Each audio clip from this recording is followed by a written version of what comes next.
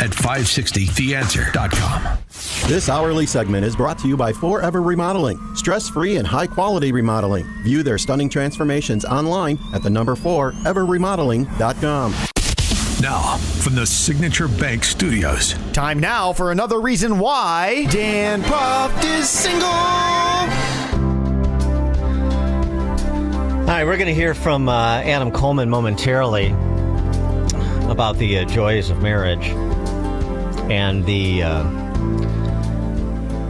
problems the internet creates in getting men and women together. But before we do, if I may take some license here, why Dan Proft is single. I mean, if I couldn't get it done in Chicago, what chance do I have? A new report from the Gen Z-centered adult content site Hidden examined dating-adjacent data. Data-driven. All 50 states. Are some states worse up for single people trying to make those meaningful connections?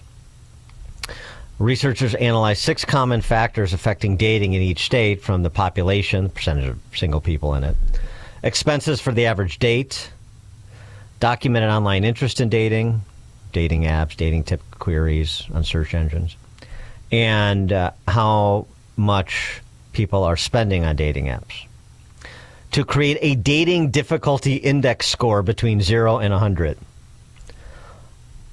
The bottom 10 states for getting a date, the worst, Utah, 98.9 out of a worst possible score of 100. Low single population, high average date cost, limited number of bars and restaurants per capita relative to other states, and just a dearth of people looking to, looking for big love, if you will. I think my dating difficulty score individually is a perfect score of 100. Anyway, point I was getting to was the best states, the lowest difficulty scores for dating. Rhode Island, which is interesting. South Dakota, Louisiana, New York, North Dakota, Oregon, Illinois. Illinois is among the top 10 in sort of easiest dating states. And I couldn't get it done. So, and then there's this, what's going on. It's not just the internet, it's also what's going on. I mean, the internet's a reflection of culture, and so what's going on in culture, including with respect to the law. Now, this is in the UK, but still. The United Kingdom, the reaction to a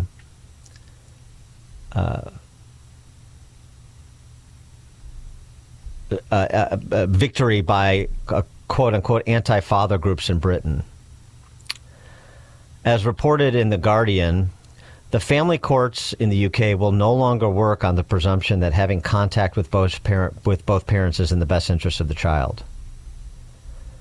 Only time will tell how the new law, not yet formalized, will impact the family courts, where discrimination against fathers is already rampant.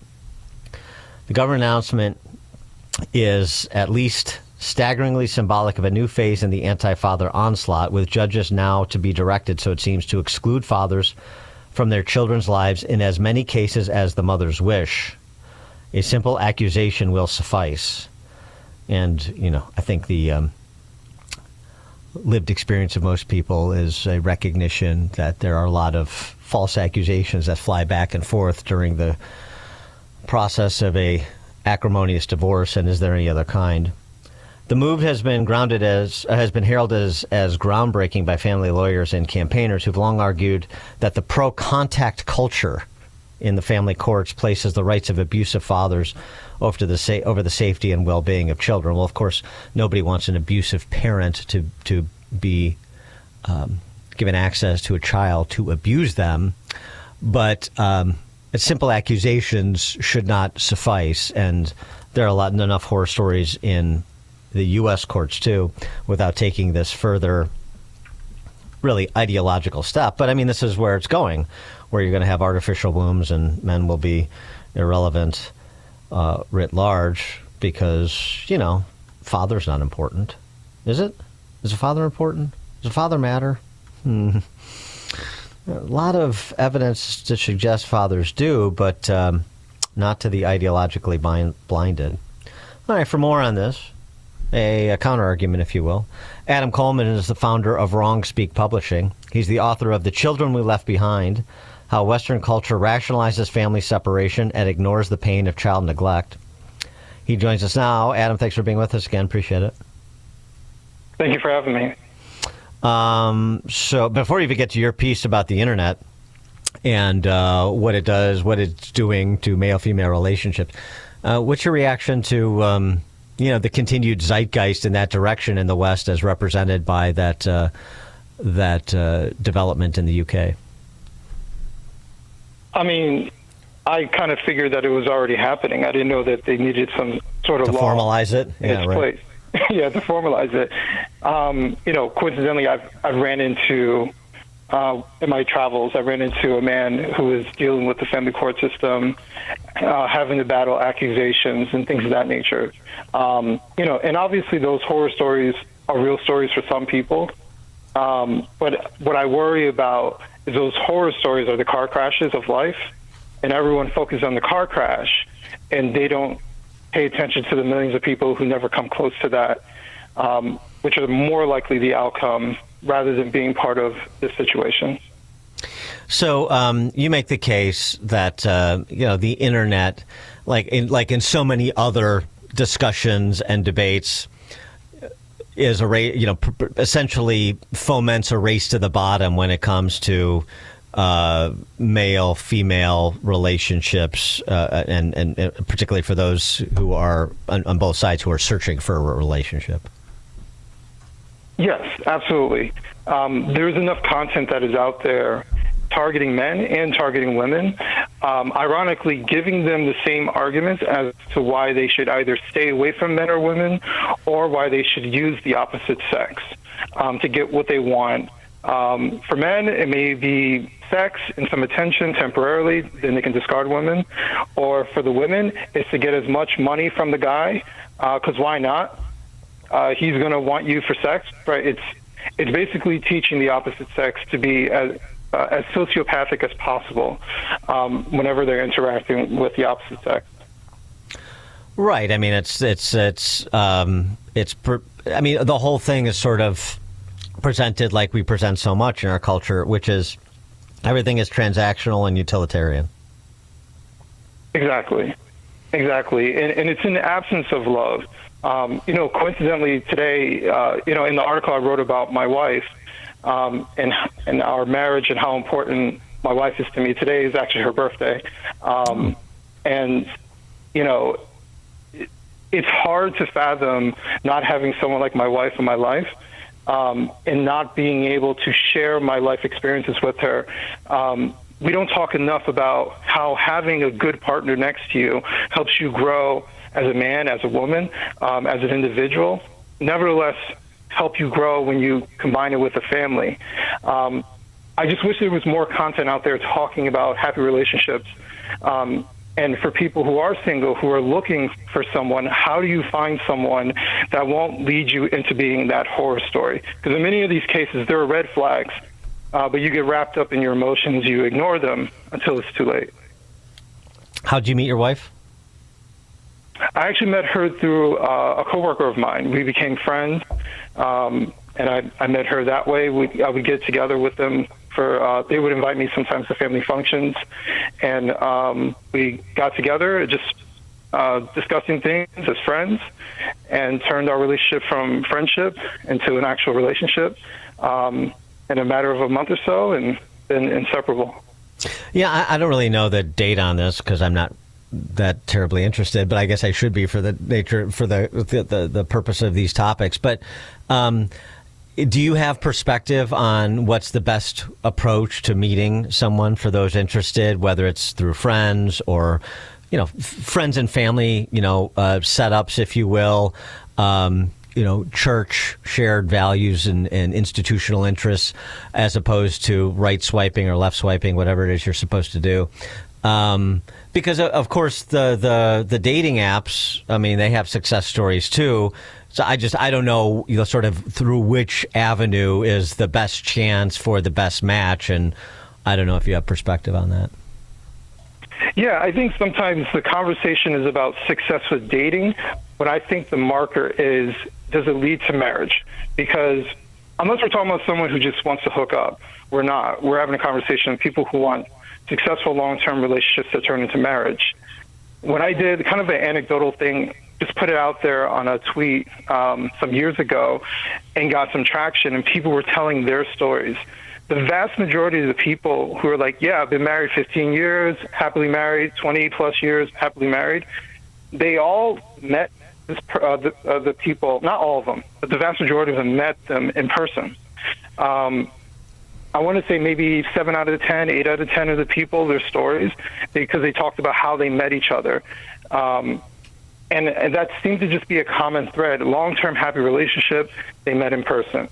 Even the short relationships, like my marriage is relatively short, under 10 years, but met in person. So my suggestion is increase your social circle. I know that we live very individualistic lives, very separated from each other, but I think it's important to actually build your social circle. Talk to people. Don't be afraid to say, hey, I'm looking for someone. You know anybody who's single? There's no shame in that, men or women. Just actually look around you. There are single people who are out there, and if you don't see them, someone knows someone, a friend of someone, and that increases your odds for a variety of reasons. Now, do you think any of the men that wrote in and talked about their successful marriages were doing so under duress, like their wife was making them do that by any chance? I mean, are you sure that they Not were at all. in? Okay, I was kidding, but yeah. That's sort of my cynical attitude coming through. I